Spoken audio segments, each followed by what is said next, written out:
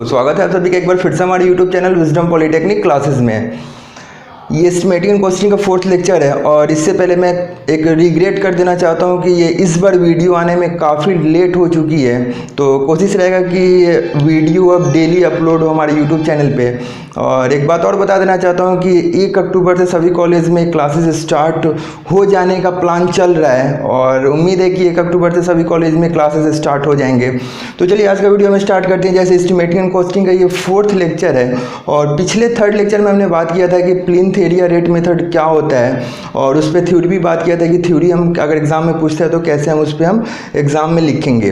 तो जैसे कि हम बात कर चुके हैं कि एस्टिमेट कितने तरह का होता है और एस्टिमेट में हम बात किए थे प्रीलिमिनरी एस्टिमेट और डिटेल एस्टिमेट के बारे में। और प्रीलिमिनरी एस्टिमेट में ही हमारा पहला मेथड था प्लिंथ एरिया रेट मेथड और हमें 2 मेथड पढ़ने हैं एग्जाम में, प्लिंथ एरिया रेट मेथड और दूसरा है क्यूबिकल रेट मेथड। तो हम प्लिंथ एरिया रेट मेथड पे हम थ्योरी डिस्कस कर चुके हैं 3rd लेक्चर में और इस लेक्चर में हम बात करेंगे इस प्लिंथ एरिया रेट मेथड पे न्यूमेरिकल के बारे में। अगर एग्जाम में न्यूमेरिकल पूछ देता है तो हम उसे कैसे सॉल्व करेंगे। तो चलिए आज का वीडियो हम शुरू करते हैं। जैसे कि आपको नज़र आ रहा होगा बोर्ड पे एक क्वेश्चन है जो कि हमारा प्लिंथ एरिया पे है और ये कुछ हमारा क्वेश्चन इस तरह है, the rate of plinth area is 1000 per square metre.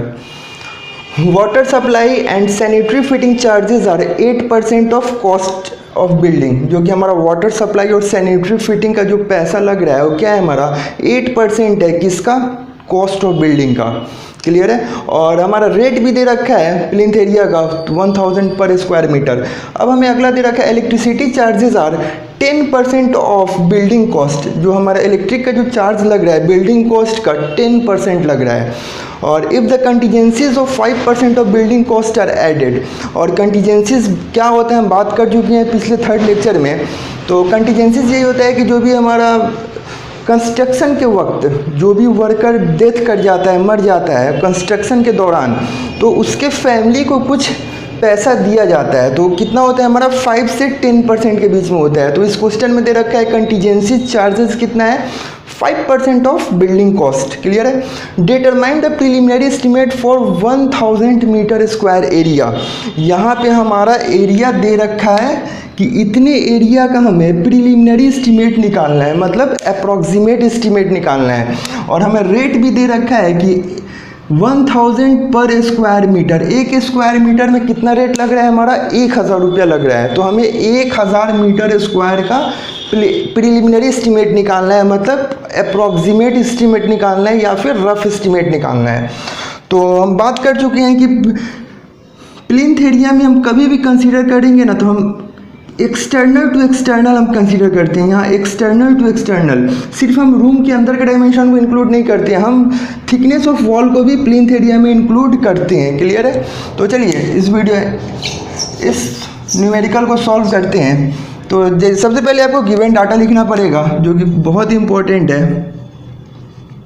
अगर आप गिवन डाटा नहीं लिखते हैं तो आपके एग्जाम में 1 या 2 मार्क्स कट जाएंगे। तो चलिए सबसे पहले दे रखा है कि rate of plinth area, rate of plinth area हमारा दे रखा है और ये कितना है 1000 पर स्क्वायर मीटर। क्लियर है। और हमें कितने एरिया का एस्टिमेट निकालना है, तो एरिया मतलब प्लिंथ एरिया हमें दे रखा है, प्लिंथ एरिया हमें दे रखा है कितना है हमारा 1000 मीटर स्क्वायर। क्लियर है। और अगर आप 3rd लेक्चर देखे होंगे इसका थ्योरी तो हम बात किए थे कि हम प्लिंथ एरिया रेट एस्टिमेट कैसे निकालते हैं। तो इसमें कॉस्ट ऑफ बिल्डिंग कैसे निकालेंगे, कॉस्ट कैसे निकालेंगे, तो हम बात किए 3rd लेक्चर में plinth area rate, plinth area rate into plinth area. जो 3rd लेक्चर देखे होंगे उनको क्लियर हो गया होगा कि हम कॉस्ट कैसे निकालते हैं। कॉस्ट निकालते हैं plinth area rate into rate of plinth area into plinth area. Clear है। तो सबसे पहले हम कॉस्ट ऑफ बिल्डिंग निकालेंगे। तो चलिए सबसे पहला स्टेप हम निकाल लेते हैं कॉस्ट ऑफ बिल्डिंग। और कॉस्ट ऑफ बिल्डिंग फॉर्मूला हम पिछले लेक्चर में डिस्कस कर चुके हैं, plinth area rate into plinth area. तो हमारा प्लिंथ एरिया रेट कितना है 1000 इंटू प्लिंथ एरिया कितना है 1000 ये हमारे डाटा डिफर हो सकते हैं, अलग अलग हो सकते हैं एग्जाम के अकॉर्डिंग। क्लियर है? तो ये 1000, तो ये क्या हो जाएगा, कॉस्ट ऑफ बिल्डिंग हमारा कितना हो गया,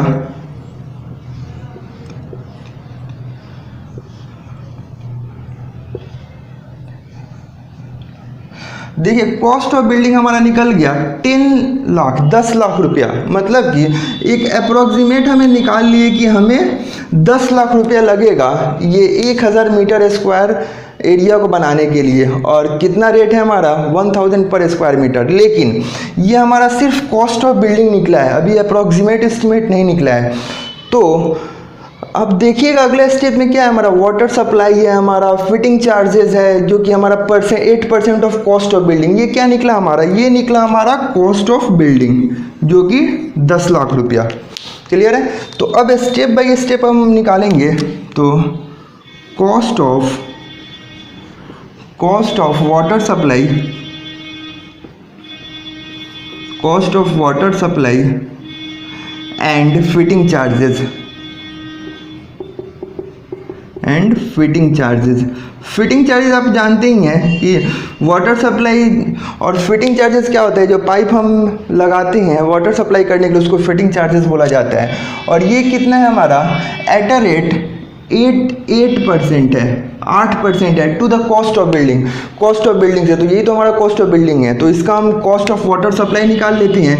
तो 8/100 इंटू टोटल कॉस्ट कितना है हमारा, टोटल कॉस्ट हमारा 10 लाख है। तो यहाँ से ये गया, तो हमारा क्या बचा, तो ध्यान से देखिएगा, हमें जो वाटर सप्लाई और फिटिंग चार्जेस का कॉस्ट कितना आ गया हमारा, 80,000 रुपया। क्लियर है? और सेम अब वैसे ही निकालेंगे इलेक्ट्रिसिटी चार्ज। तो उसके लिए हम कॉस्ट ऑफ इलेक्ट्रिसिटी कितने परसेंट पे हमारा, कितना परसेंट दे रखा है, 10%। 10% किसका है, to the cost of building. तो आपको पूरा लिखना होगा एग्जाम में, हम यहाँ पे शॉर्टकट लिख रहे हैं। तो कॉस्ट ऑफ इलेक्ट्रिसिटी चार्ज कितना है, 10%। तो इसको हम कर सकते हैं 10/100 और किसका है, to the cost of building. Cost of building कितना है हमारा, 10 लाख। ठीक है? तो यहाँ से ये गया, ये से ये गया। क्लियर है? तो कितना बचा हमारा,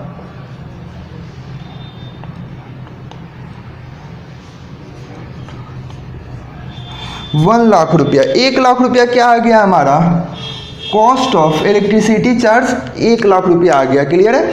अब हमें दे रखा है इफ द कंटीजेंसीज ऑफ 5%। अब हमें क्या निकालना है, थर्ड स्टेप है हमारा कॉस्ट ऑफ कंटीजेंसीज। क्लियर है? कॉस्ट ऑफ कंटीजेंसीज कितना है हमारा, at a rate 5% to the cost of building. तो सेम वैसे ही हम निकाल लेंगे इसको भी। तो 5/100 इंटू टोटल कॉस्ट कितना है हमारा, 10 लाख। क्लियर है? ये से ये गया, ये से 2 0, तो ये कितना आ जाएगा, 50,000। क्लियर है? तो ये क्या आ गया हमारा, कॉस्ट ऑफ कंटीजेंसी चार्जेस भी आ गया 50,000। अब हमें निकालना है, अब सभी डाटा को हम निकाल चुके हैं। अब हमें क्या करना है, डिटरमाइन द प्रीलिमिनरी एस्टीमेट। तो प्रीलिमिनरी एस्टीमेट निकालने के लिए हम क्या करेंगे, या फिर इसको बोल सकते हैं हम रफ एस्टीमेट भी बोल सकते हैं। क्लियर है? तो इसको क्या करेंगे, जितना भी हमारा आया, एक तो हमारा cost of building 1 lakh rupees. Clear है? प्लस जितना भी चार्ज हुआ सबको ऐड कर देंगे, प्लस 80,000। क्लियर है? प्लस 1 लाख, और यहाँ पे आया प्लस 50,000। तो ये सम करने के बाद जो भी हमारा कॉस्ट आएगा ये होगा हमारा प्रिलिमिनरी एस्टीमेट या फिर रफ एस्टीमेट या फिर अप्रॉक्सीमेट एस्टीमेट। तो इस तरह के न्यूमेरिकल आपके एग्ज़ाम में पूछे जा सकते हैं और सिर्फ इसमें क्या होगा, डाटा चेंज होगा और कुछ नहीं होगा। तो आपके स्क्रीन पे एक और क्वेश्चन नज़र आ रहा होगा, तो इसको आप खुद से सॉल्व कीजिएगा और उम्मीद करते हैं कि ये न्यूमेरिकल आपको समझ में आया होगा। काफ़ी इजी न्यूमेरिकल है और इसका दूसरा कोई तरीका नहीं है, बस एक ही स्टेप से ये बनता है और यही एक स्टेप है। तो जो न्यूमेरिकल आपको शो कर रहा है डिस्प्ले पे, इस न्यूमेरिकल को आप सॉल्व करके इसका आंसर आप कमेंट बॉक्स में ज़रूर बताइएगा। चलिए फिर मिलते हैं अगले लेक्चर में, तब तक अगर वीडियो को सही लगे तो वीडियो को लाइक ज़रूर कीजिएगा और अपने दोस्तों के साथ शेयर ज़रूर कीजिएगा। चलिए थैंक यू गाइस।